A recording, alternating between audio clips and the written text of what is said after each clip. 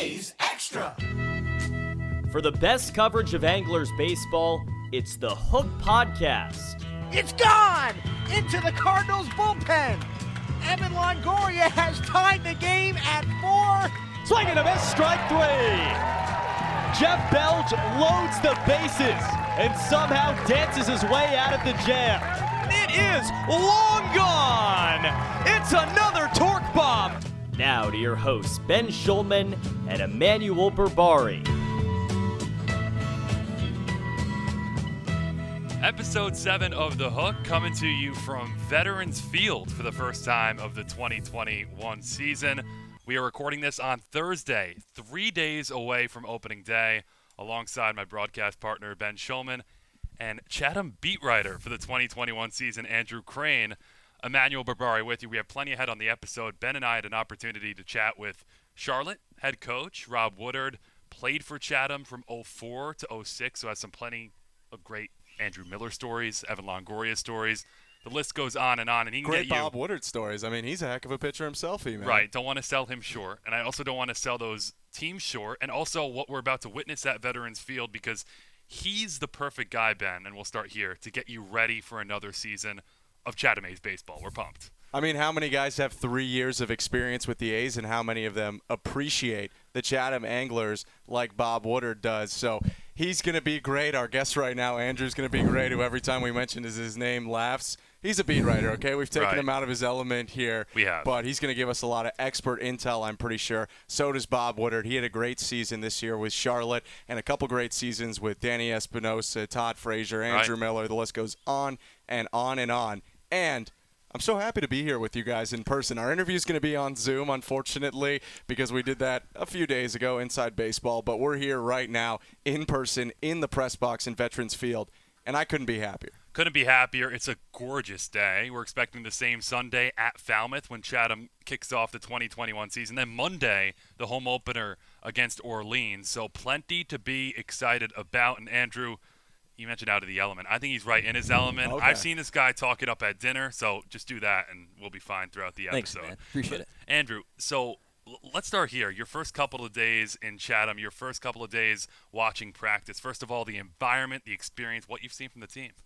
So I think what's interesting is the progression of all the guys who have kind of come in from various points of their college seasons. You get the ones who lost in the super regionals, the ones who lost in the regionals, the ones who aren't here who are in Omaha, the ones whose teams maybe didn't make the tournament. They've been a little bit of rust has kind of come onto their skill sets, and how everybody's kind of come in and just kind of worked that rust off. I know Caden Grice from Clemson, whose team did not make the tournament, he remarked after hitting 3 or 4 balls onto the hill behind the fence, one I think which rolled onto the street behind it. That was a bomb. That was a shot. He joked with manager Tom Holliday afterwards that the rust is finally starting to wear off. So, I think the various points of rust will continue to reflect. I think that first week or two of the season, but it's just interesting to see where everybody's kind of coming from and how they're all kind of meshing into this one Cape League baseball team that will crank out 40 games in 46 days starting on Sunday. And Ben, we've talked a lot with Chatham manager Tom Holliday, including on the last episode of The Hook, which you can catch episode 6, a full-length season preview conversation with Tom. But he's just remarked so much about the fluidity of what's going on right now. Guys are coming. Guys are going. Guys may not be coming at all that they expected to come to Chatham. So I think that's a big key and a big X factor as we head into the season. For sure, and for Grice, rust is a bit of a joke because he's hitting 450-foot bombs whenever he wants to. But, Andrew, how have you seen, guys actually experiencing rust here? I mean, they haven't hit with wood bats, some in a year, some in 2 years, and now they're coming here and doing it in Chatham, and it takes adjustments. Absolutely. I mean, they've done batting practice, I think, every day. And you've maybe seen the progression of the swings and maybe slight adjustments they've made. Just talking with a lot of the guys on the field, and, not too many are trying to, overhaul their swing, and that's probably the right approach. You're just trying to make small tweaks, maybe see the ball better, cut down on strikeouts, find a way to scatter the ball more across the field and hit, off-speed pitches and maybe not put themselves in a spot where they're creating outs and instead, forcing defenses into tough situations. We've seen some impressive BPs from Caden Grice. That one where he put on a show is the one you're consistently referencing. Hit a 440, 450-foot ball to right center field above the hill for those who have been to a game at Veterans Field. Pretty impressive. Michael Brown's is pretty close, too. Michael Brown, a first baseman from Washington, put one pretty darn close to where Caden did, too. He did. That fire station's in trouble back there. I can tell you. I think those guys are on alert. Yeah, and we've seen some good BPs as well from an outfielder like Jake DeLeo from Georgia Tech. Andrew, as you see this roster shaking out, this lineup shaking out, mentioned DeLeo, who's an outfielder, mentioned Grice, who figures to factor into the first base fold right away. Where do you see the key offensive bats factoring in? Ooh, so maybe my X factor, who I've really enjoyed watching so far, is Lyle Miller Green, an outfielder from Chipola College. I've been really impressed by his swing and how smooth it is. His throws, even from the outfield, just shooting straight through home. He was consistently, if he was bouncing the ball, it was consistently bouncing in the right spot. If he was throwing it in the air, it was consistently making it in the air. I'm curious how he maybe slots into the lineup as an outfielder. And you mentioned Jake DeLeo. I was talking with Tom Holliday yesterday, and he said, the Georgia Tech coach basically said, you're going to want this guy. You may not think you want him right away, but, trust me on this. And Tom's like, I always trust a Georgia Tech coach. And so, Jake's a guy that could maybe not have that big of a role early in the season, but I'm curious what, by the time July flips to August, what his spot in the Chatham lineup is. As you mentioned, who stays, who goes, the lineup will kind of fluctuate in that regard. We're waiting on some more Georgia Tech players to factor in as well, mainly the guy who figures to be the starting catcher, at least in my opinion, Kevin Parada. He's missing. How big is that loss, and maybe who else still has to come as well that could really help improve this team? Well, yeah, you mentioned Kevin Parada. He's definitely slotting in as that starting catcher. Freshman from Georgia Tech, really found his own groove this first year, and I'm sure he'll transition over to the Cape just fine. Couple pitchers right now on the roster from Arkansas who, they were upset by NC State in the NCAA tournament. Jackson Wiggins, Patrick Wicklander, both played significant roles, especially Wicklander in the run the Razorbacks had there. So those are a few guys, especially pitching, and you mentioned offense with Parada. Those are really the three key guys that are missing and could perhaps make an impact right away. And you mentioned missing. Parada's arriving. I believe he's getting in. Did he here just get in today? I think he is here. Confirmed. We have a couple of baseball ops interns. Confirmed. Kevin Parada has arrived. So that's welcome news because Chatham was without a roster. Not without a roster. Without a catcher. Yeah. And without a catcher, you really don't have a roster the first couple of days of practice. For sure. And isn't it so great that we're here now? We have game day ops in here. We have Maggie behind the camera. Everyone's here Shout out. to help us out right now. And By it's the way, awesome. we're featuring Andrew Crane as our beat writer on this particular episode, but Allie Kaler is in the press box right now, our second beat writer for our media team. So it's been fun just not only being around the team, being around the cage, being around the coaching staff, but getting to mesh with the people who will be putting out the content all summer long. Awesome. It's been really awesome. It should be a ton of fun. Last one here for you, Crane. A lot of big names on this team, Parada, Grice. Who's kind of the sneaky guy, the guy who's not hyped up that much? I know you mentioned Lyle Miller Green, so I'm going to get you to move to your second favorite guy in that respect. Who's the second favorite guy after Miller Green who could step up and surprise people? I'm going to go with Josh Rivera, shortstop from Florida. Was in and out of the Gators lineup this year, just in terms of their starting lineup. Curious what he kind of does in Chatham this summer as likely an everyday middle infielder.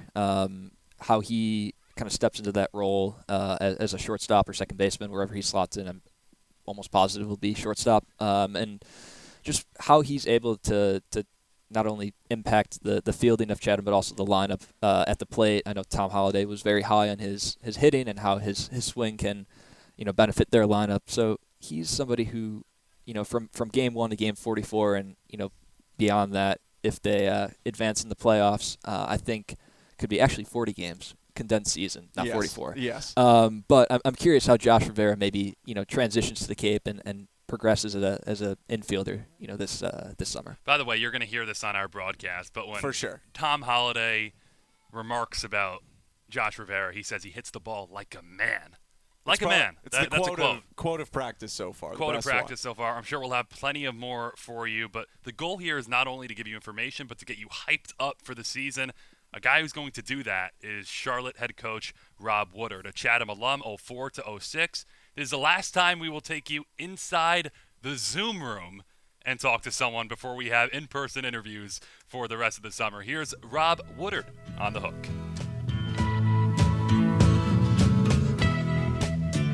We are now joined by former Angler, current head coach of the Charlotte 49ers, Robert Woodard. Coach, thank you so much for coming on today. Really appreciate your time.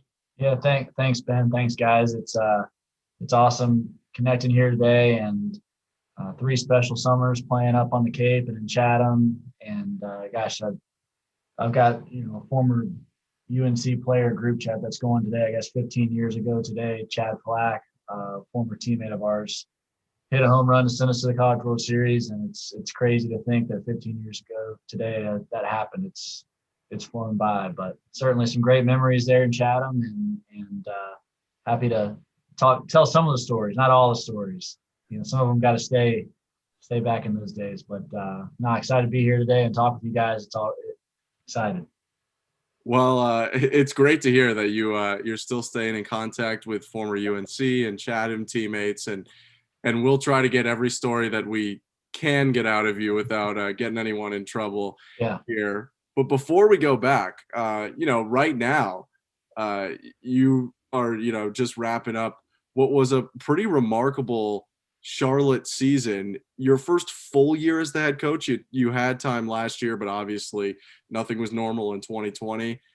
What was this experience like, taking over, the program for the full year now and just doing so well with the 49ers? Thanks. Yeah. And well, appreciate you saying that. And, 2 summers ago, I was the pitching coach at UNC, my alma mater. So I already had kind of a quote unquote dream job. And then I grew up in Charlotte. Both my parents still live 30 minutes south of Charlotte. So, I'm just doing my thing as a pitching coach at UNC, and the phone rang about a potential opportunity to be the head coach here in my hometown city of Charlotte, and just going through the process with our administration and seeing everything here. It was pretty much a no-brainer, and kind of another dream opportunity to get to come home and lead this program. So we got here. There was Lauren Hibbs, the previous head coach for 27 years, been here a long time, and really built a great foundation for the program here. So we got here, and there was already some really great players here in the program, and our coaching staff came together and recruited about 28 new players in our first recruiting class together. So kind of got to blend some really awesome players with some new players, and that was a whole lot of fun this year, really seeing it all kind of come together and having the year that we had. It's one that I'll never forget. So really proud of this group of guys that we had the opportunity to coach and win 40 games and win Conference USA regular season and get to the NCAA tournament are all special accomplishments, and you can't do it without special players. So it was a lot of fun. And culminating with that stay at the Greenville Regional, where you won the opening game against Maryland. What was the top takeaway learning experience for the team playing in a setting like that? Just how close we are. We're right there. We had a 5-2 lead going into the 7th of the winners bracket game Saturday night against a really, really good East Carolina team. And Trey Starnes, our starting pitcher, had pitched his tail off to get us into that. And, you give East Carolina a ton of credit. They're just, they were relentless there offensively at the back end. And we came up just a tick short, but we've got a lot of pieces back for next year that will have, pitched and played in that environment. And I think that's only going to help us, next year, as far as now we have, we know what it looks like and feels like in those environments, and we expect to be in those. And, that's kind of, the new bar for us now here at Charlotte is playing into that phase of the tournament that season. We're speaking with Robert Woodard, head coach of the Charlotte 49ers and a former Chatham Angler here on the Hook podcast. Coach, E-Man just asked about the players, what they learned. What did you kind of learn, whether it's in 2020 or 2021, kind of mixed together in your first full year as a head coach? I don't know. I learned a lot. I don't really know how much time you guys have on this podcast, but I think, just what a relentless group these players were, and how, practice, I think when practice is kind of time for the coaches and us to kind of really push and try to get better. But I think, as far as the games go, just really trusting the players and almost not getting out of the way, but kind of, trusting that the work that they've done in practice, the weight room, et cetera, has prepared them and letting them kind of run free and play free. And I think when we were able to do that, I think we played our best. So, just kind of trying to find that balance of preparing the guys, working hard, and then trusting them to let them play and compete in the game. And again, just like you touched on it too. I think when the regular season wrapped up, we were one of two teams in the entire top 25 rankings that had played a full 56 game schedule. Now, obviously the ACC is only playing 50 games and certain conferences were playing less, but I was just really proud of our program and our players and administration for, really navigating a really once in a lifetime, obviously, more towards the back end than maybe football and basketball were in the fall and in the winter, but still, to have played a full 56 game schedule. And, you can't do that without a lot of hard work, sacrifice, and attention to detail. And I'm just really proud of that. You mentioned how you were in what you consider to be a dream job before you got the second dream job, being the head coach over at Charlotte. And I'm sure no one anticipated entering the 2020 season, which was your first, having everything halted about a month later and having to go through the COVID pandemic. How were you able to manage and guide your team through that experience? Also learning on the job for your first time at Charlotte. Yeah, no, you definitely sign up when you get into coaching, you sign up to take on a lot of challenges, and you kind of envision that when you sign up for this profession, but you can't really, you certainly never sign up to navigate a global pandemic and Thursday, March 12th last year, having to tell our team that the College World Series was canceled, and just deliver that crushing blow to your seniors and your players that the season's likely over and what that means. And then, really from that point on, trying to establish what is the best case scenario. What is the best case scenario for today? What is the best case scenario for tomorrow? What is the best case scenario for next year in our big picture? And just really trying to center all of our decision making around that, how we communicate with the team, how we communicate with support staff, how we communicate with families, and just really making sure that everybody's on the same page, because, we felt like, if there's, even one slip up as far as a gathering or, not following protocol, then, this year was all in jeopardy. So just really just trying to collectively as a program, I'd say we said it once, we said it 1,000 times, is let's just get to the best case scenario. Let's control what we can control. If they tell us we have to, we can have this many people, we have to have this, we have to be this far apart, we have to wear this mask, we have to, get tested this many times a week, whatever all those things are, there's no use complaining about them. We just do them. We do them the best of our ability, and whatever the best case scenario is, let's try to get there. So, that was our mindset every single day. And we feel, I'm really proud that I feel like we accomplished that, and we'll continue to try to accomplish that. So now let's bring it back to your Chatham days. Of course, a player from 04 to 06. How did you first discover Chatham or the Cape League itself, and what motivated you to end up becoming an A? Yeah, no, it's a great topic, Ben, and one that means a lot to me, because growing up, I was in high school when Summer Catch came out, so I'm like, I'm seeing Summer Catch in movie theaters as this high school kid who was I think at that point I knew I was going to play college baseball at UNC, and I just said, gosh, how cool would that be to maybe one day have that opportunity? So I go to UNC, and I was on the same recruiting class with Andrew Miller and Daniel Bard and all those guys. You can look at the three of us and pick out the 2 first rounders. It's not me. It's pretty obvious. But anyway, so those, I think Andrew was going to Chatham. He was placed in Chatham really early, and Daniel was placed in Wareham, or Team USA really early. And I just always wanted to try to compete with those guys. They were my teammates, and I felt like those were the two best pitchers I've ever been around. And they're going to the Cape, so that's where I wanted to be. And like I said, I'd seen Summer Catch and all the cheesiness of that movie, so wanted to be a part of it. And so I didn't have an opportunity right away. I was, so I made the decision after my freshman year, which I had a good freshman year. I was mostly a weekday starter for us. Went to San Diego and I trained with Tom House and a bunch of West Coast pitchers to try to get better and improve. Because I just said, if I'm not ready to go to the Cape, I need to get better. And about halfway through the summer of training in San Diego, the summer of 2004, Coach Fox called me and said, "Hey, Andrew Miller's team, Chatham A's, they need another pitcher."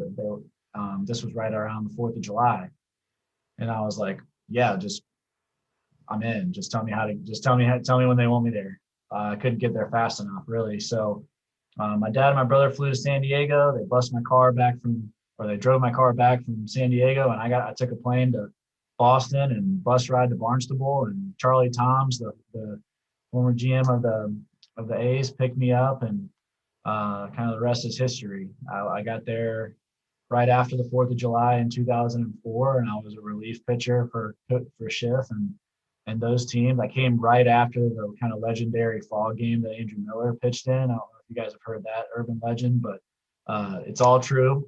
It's all true. Even though I don't think there's any video of it, but I came probably 2 or 3 weeks right after that, the Andrew Miller's fall game where he punched out every single hitter, and then it was canceled and not official.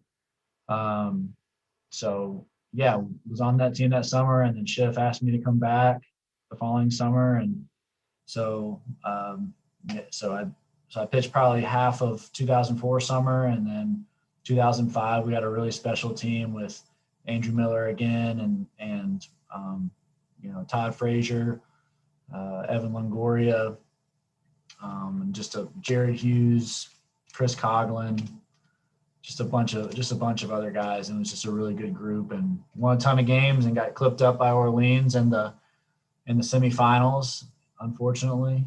And then the draft didn't really go necessarily how I had hoped in 06, and Schiff asked me to come back again, so I came back for a third tour, and which is pretty rare, I think, especially this day and age. And I got to spend 3 summers in one of the best places on earth, playing for a legendary manager. I'm surrounded by big leaguers and just awesome host families and experience. So just some of my fondest memories of any phase of my playing or coaching career up there in Chatham, and I just love it up there. It's a special place, and always will be.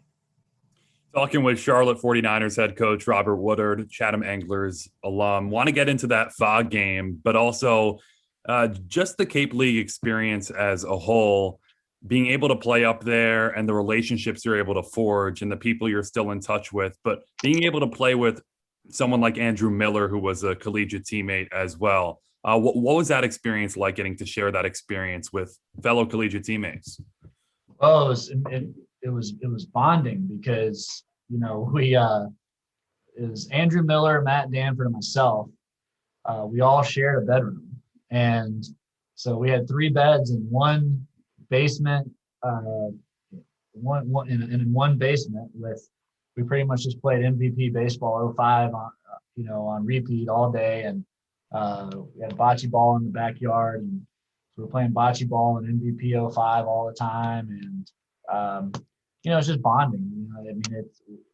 You got guys coming in from all over the country and all kinds of experiences, and everybody's the best of the best. So it's kind of like you're always, you're just trying to enjoy that time, because it goes by so fast, and so you're just kind of always looking left and right, appreciating the talent and the ability next to you, and you're trying to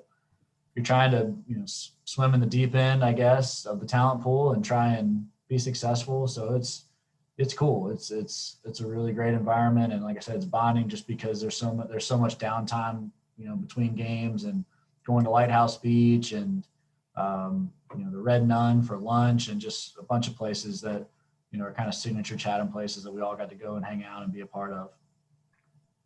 Where were you during the fog game, and what was the vantage point like? Well, I was in San Diego, so that's what I'm saying. So I flew in.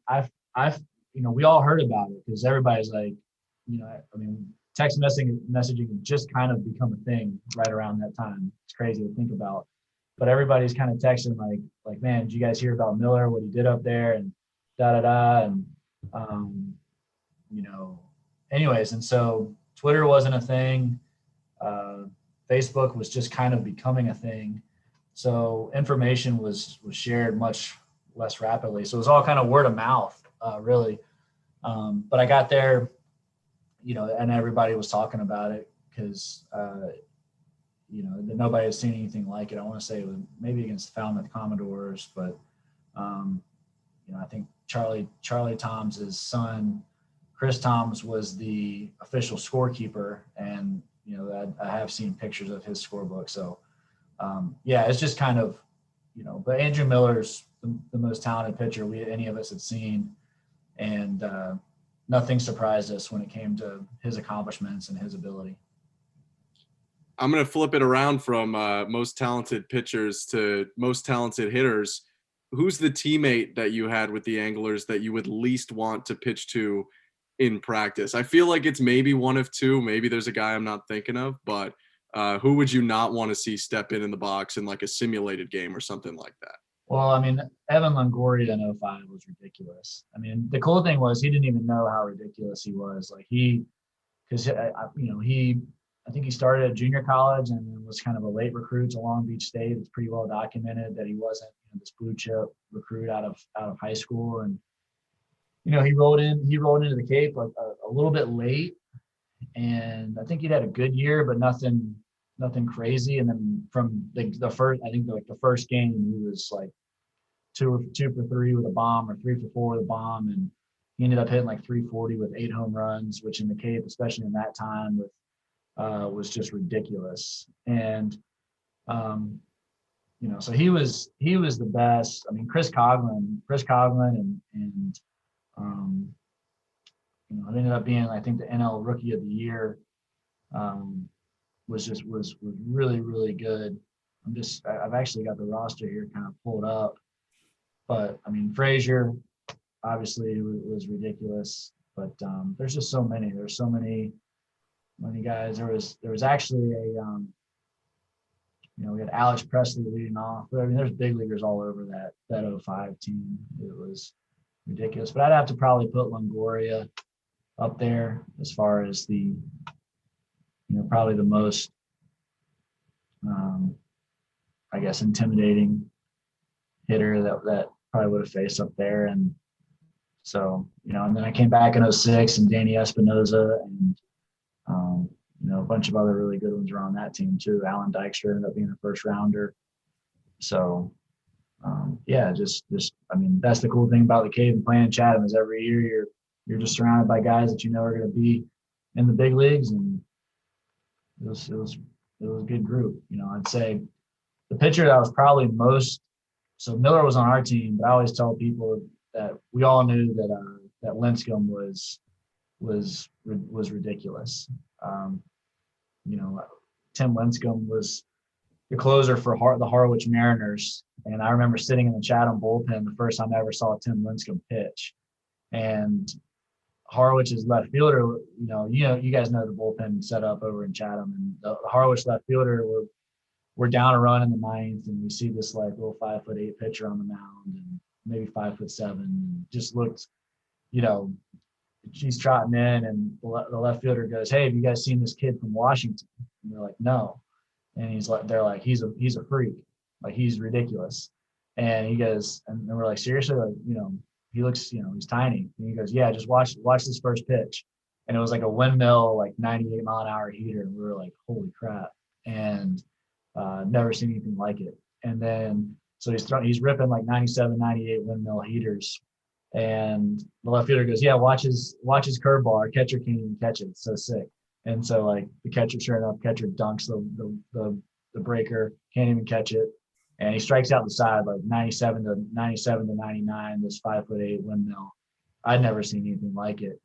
And fast forward to a few weeks later, I was fortunate enough to be on the Cape League All-Star team with those guys, and Andrew Miller and I are sitting in the Hyannis bullpen down the first base line, which again, you guys I'm sure know that setup. And we're sitting there in the first base bullpen, and Lincom's warming up the pitch, and I'm sitting there with Andrew and a few other Cape League All-Star pitchers, and I mean he's just ripping 98 mile an hour. I call it a windmill because it was really exaggerated, like over the top slot and really long stride, unique mechanics. It was really cool. And one of the pitchers was like, because Tim had been drafted, it was a draft follow that summer, and had a chance to sign. And I think the team that drafted him had offered him like $500,000. And the pitcher next to me and Miller and I was like, yeah, can you believe that Tim? Can you believe this kid's not signing for $500K? And Andrew and I look at each other and we're like, yeah, obviously he's worth way more than that. Like, you know, and then the other pitcher was like, when he's 5'8", I was like, Miller and I were like, well, it doesn't matter. Like, are you watching what we're watching right now? And it was, so fast forward, sure enough, you know, the next summer, Lincom goes, I think 9th or 10th overall with the Giants, wins multiple Cy Youngs, and Miller and I still talk about, like, all right, well, our evaluation wasn't off. Like, he's worth way more than $500,000. But, you know, there's just stories like that all over the Cape. You know, you don't know who. There's going to be guys that you look back and say, you know, I can't believe that he got to the big leagues and he's had the career he had. And there's prospects that are, you know, that are surefires. And to me is one of the cool things about the Cape is just being able to, you know, being up there for 3 summers. You know, I've got all kinds of stories of seeing those guys and getting to see it firsthand. So pretty cool.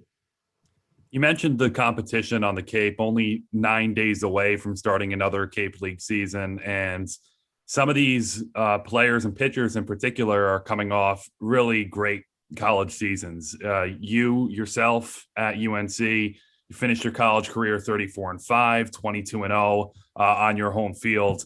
What's the difference between college pitching and college competition and going up against the best of the best on the Cape in your mind?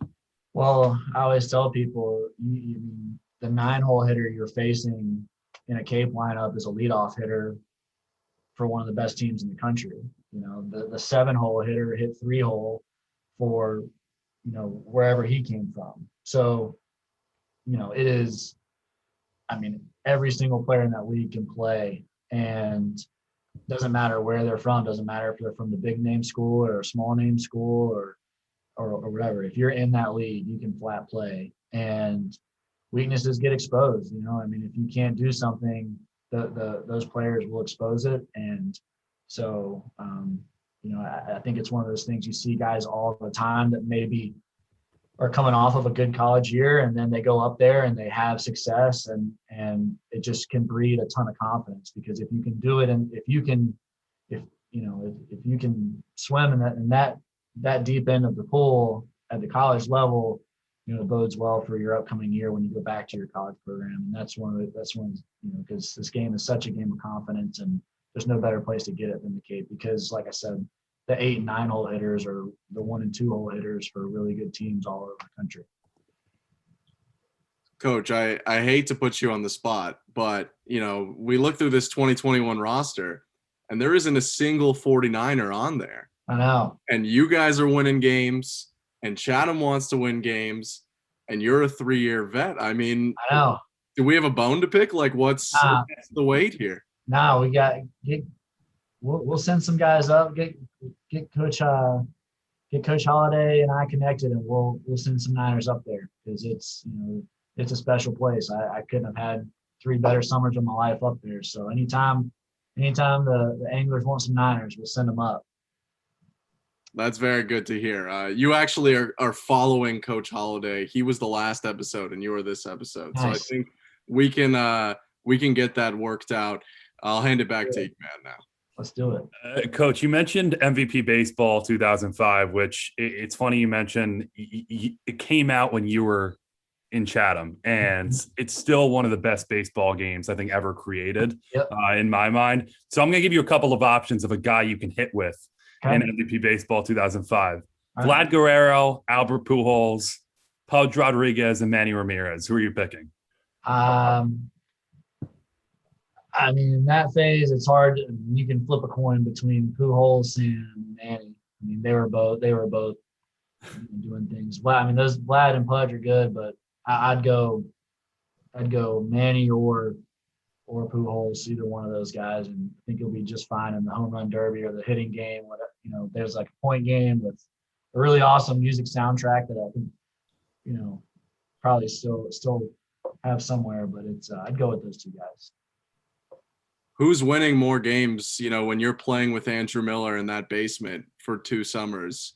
Does anyone have a major lead, or is it pretty tight? No, Miller is like big time video gamer. Like he would crush Damper and I all the time. And I want to say, I think I remember like that was when Greinke was kind of breaking into the league. I want to say Greinke had like the best breaking ball ever, and he would just crush us with that breaker. And that, if I remember right.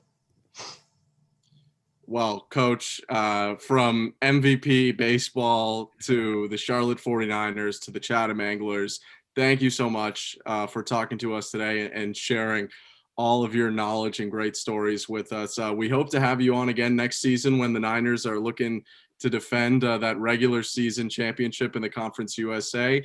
And good luck with the offseason. Thanks, Ben. Thanks, Emmanuel. We have a couple of guys playing up there, and regardless, even if we don't have anybody in Chatham, I still plan on coming over there and seeing Veterans Field, because like I said, it's a special place for me always. And so if I get up there, I'll make sure I'll swing by and say what's up. Awesome. Can't wait. Thanks, Coach. Thanks, guys. Appreciate it. Tremendous chatting with Rob Woodard on episode 7 of The Hook, and given that he was here for 3 summers, he truly understands the essence of Cape League baseball, and he really emphasized the relationships that are formed over that summer. Absolutely. It's a unique perspective to get to come back here not just once, twice, but 3 times. And he got to form relationships with some incredible players, as he was himself the all-time wins leader for North Carolina and close friend of Andrew Miller. So a great guy to talk to, a great coach now, moving on from what was a good playing career, a great playing career in college, to now a great coaching career helping out Charlotte. And Andrew, you talked about the adjustment of these players stepping in and trying to really find themselves. Everyone's like a Rob Woodard when they come here. Wins leader at North Carolina. They're kind of high on themselves when they come up to the Cape. They kind of know what they're getting into when it comes to top-tier competition. But pitching kind of goes to a new level when you're facing leadoff hitters for any team in the nation all across the lineup. Yeah, you're right. This is like the launching pad, I would say, from between the college game and the pro draft. You're going to see the guys who are here for 2 weeks to boost their stock before the draft. You're going to see the guys who are underclassmen who are creating their stock and creating their prospect status heading into their sophomore or junior years. And so it's like this variety of players who descend on Cape Cod for the summer with the different points in their careers and different points in their futures. Kind of aligned for them. And I don't know, it seems to work every summer with, so many players getting drafted. Spencer Torkelson was a Chatham alum. He was picked first overall last year. I think there's a couple first-round picks if everything goes correctly on this roster too. So it'll be interesting, not only this summer, but also, 2 or 3 summers down the road where you see where these guys going to slot in. If you're in Chatham, heed Andrew's warning. I know June games may not get August game attendance. There are first-round picks on this roster that will only be here for the first few weeks until they hopefully turn into first-round picks. And there's going to be great baseball players for the entire summer. We're really excited to start. We need to get our experience going here, E-Man, and it gets started really soon. Get started really soon. So if you want to follow along at Chatham Anglers across all social media platforms, I'm sure you've been seeing the countdowns, the 5, the 4, the 3. We're currently at 3. We might be a little bit closer when this episode gets to you, but Sunday at Falmouth, 6 o'clock, 5:40 is our pregame on the Cape Cod Baseball Network, and you can, of course, go to chathamanglers.com to catch all of that written content and beyond that will come from Andrew over here, Ali Kaler, who is to our right, flush to the right off the screen, and Maggie Minoni, who's behind the camera as well. We also have Will Fudge, yeah, our we photographer. have to shout out Will. We cannot forget him else. because he's basically across all content, all videos that we've been dispensing to you. So Sunday is the opener. We're inching closer. Great chat with Rob Woodard. We thank him. For Ben Shulman and Andrew Carrane, Emmanuel Berbari, episode 7 of The Hook.